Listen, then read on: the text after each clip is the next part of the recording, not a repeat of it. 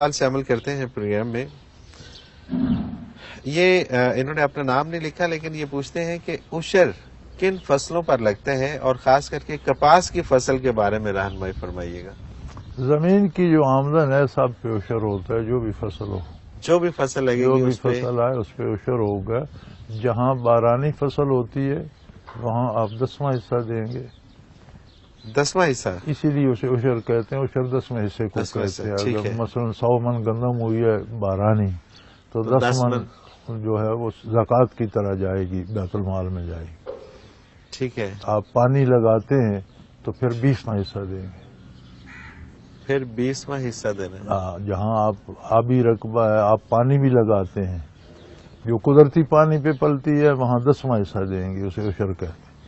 جن فصلوں کو آپ جیسے نہری علاقے ہیں جہاں آپ بیج بھی ڈالتے ہیں, کھاد بھی ڈالتے ہیں, آلو بھی چلاتے ہیں اور پانی بھی آپ لگاتے ہیں تو وہاں آپ 20واں حصہ دیں.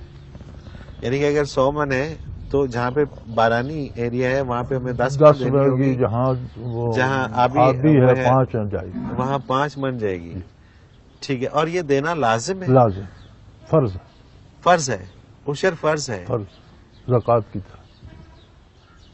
تو حضرت جی میرے مشاہدے میں یہ چیز بہت کم آئی ہے کہ کسی یا وہ شاید اس میں پیسے اس میں کنورٹ کر کے دے دیتے ہیں. وہ تو نہیں, لوگ دیتے ہیں جی, پیسے کر کے دیتے ہیں, لوگ دیتے ہیں. دیتے ہیں. دیتے ہیں. بالکل صحیح ہے. اور یہ قومی خزانے میں جمع ہوتا ہے. ہونا چاہیے.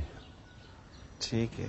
تو یہ زکوٰۃ سے اس کا مطلب زکوٰۃ کی جو پیمنٹ جاتی ہے نہیں, وہ الگ اس میں سے اس کا کوئی تعلق نہیں ہے. وہ الگ سے جانی ہے, یہ الگ سے جانا ہے.